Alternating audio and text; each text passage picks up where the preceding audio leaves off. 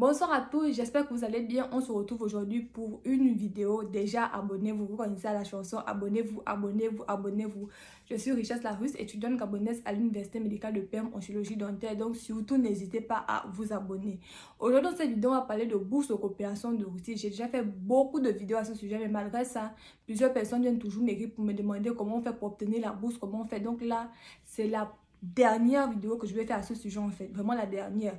Maintenant, si les informations que je donne dans cette vidéo là ne sont pas suffisantes pour vous, je vous dirais d'aller sur YouTube ou alors sur TikTok et taper sur la barre de recherche comment on fait pour pouvoir obtenir la bourse de coopération de Russie. Il y a plusieurs personnes qui parlent de ce sujet là et je pense que là-bas vous aurez peut-être les informations qui vous manquent en fait. Aujourd'hui dans cette vidéo nous allons parler des 16 choses à savoir sur la bourse de coopération de Russie. En numéro 1, vous devez savoir que si vous obtenez la bourse de coopération de Russie, la scolarité sera entièrement gratuite en ce qui concerne l'université.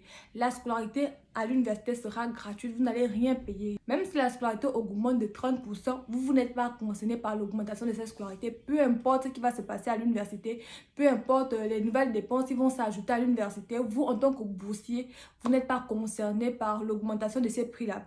En deuxième position, il s'agira des allocations. Hormis le fait que la scolarité soit gratuite, chaque fin du mois, vous recevez des allocations. Le prix de l'allocation varie entre 10 000 et 30 000 francs CFA chaque fin du mois. Vous comprenez que la somme est vraiment petite et qu'avec cette somme-là, vous ne pouvez pas faire un mois.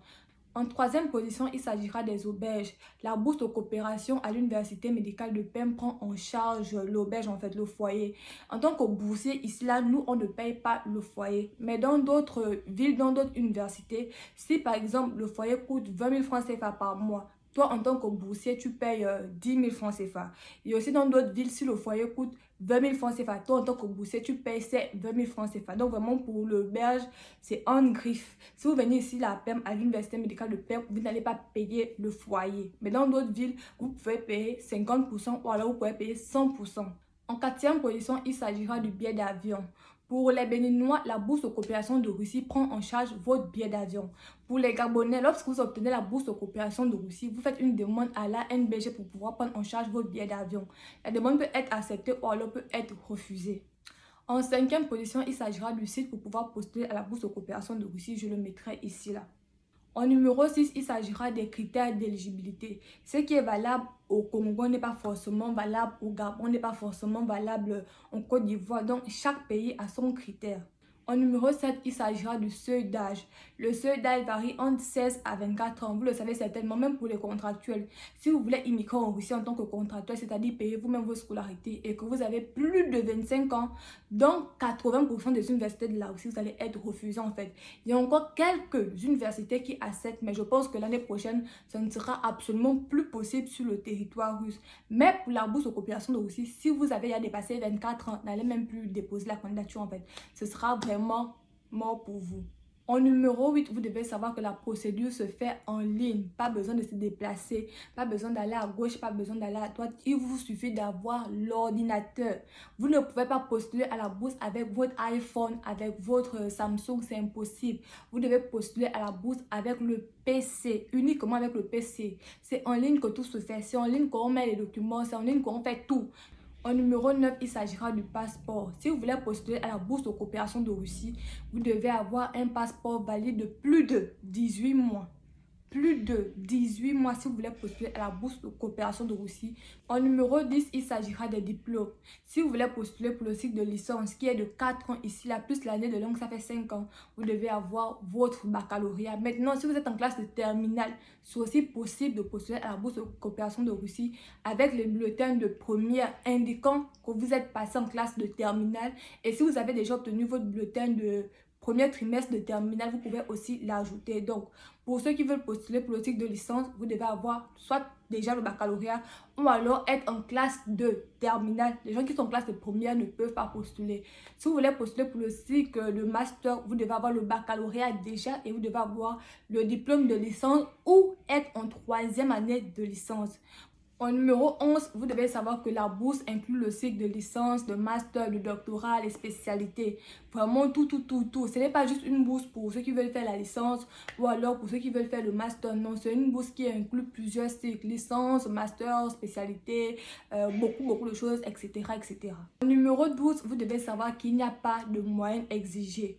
Que vous ayez eu le bac avec 10, avec 11, avec 12, avec 15, avec 20, vous pouvez postuler à la bourse aux coopérations de Russie. Il n'y a pas de moyenne exigée. Après, c'est une sélection. Ce n'est pas tout le monde qui postulera, qui aura forcément la bourse. Vous postulez, après vous espérez. Si vous avez la bourse, tant mieux pour vous. Si vous n'avez pas, c'est possible que l'année prochaine, vous puissiez repostuler en fait. Mais le fait de repostuler ne vous garantit pas la bourse, comme le fait de postuler déjà même ne vous garantit pas la bourse. Donc, ne vous dites pas, il y a certaines personnes qui m'écrivent en me disant, voilà, j'ai eu 13, j'ai postulé, mais je n'ai pas eu. Ne sachant pas qu'il y a des personnes qui ont eu plus de 13, il y a des personnes qui ont eu moins de 13, mais qui étaient peut-être moins âgées que cette personne-là.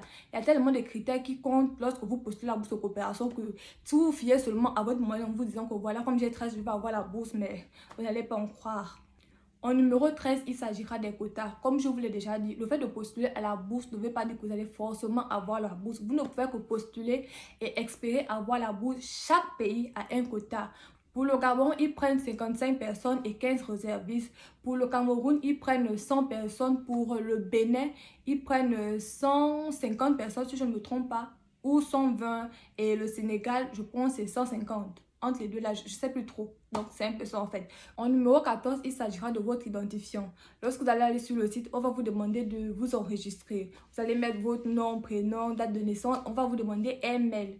Ici en Russie, on utilise les mails du type Yandex, Yahoo, les mails du type .ru en fait, pas gmail.com. On n'utilise pas ce genre de type de mail. Mais si vous n'avez pas la possibilité de créer ce genre de type de mail là, vous pouvez postuler avec les gmail.com en fait, il n'y a pas de problème.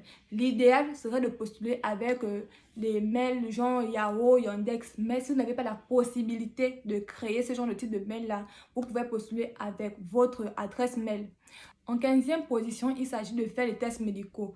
Lorsque vous allez postuler à la bourse de coopération de Russie, à un moment donné dans la procédure, on va vous demander de télécharger vos examens médicaux qui sont le test de sida, de tuberculose, d'hépatite B et C. Ce sont principalement ces tests-là qu'on demande.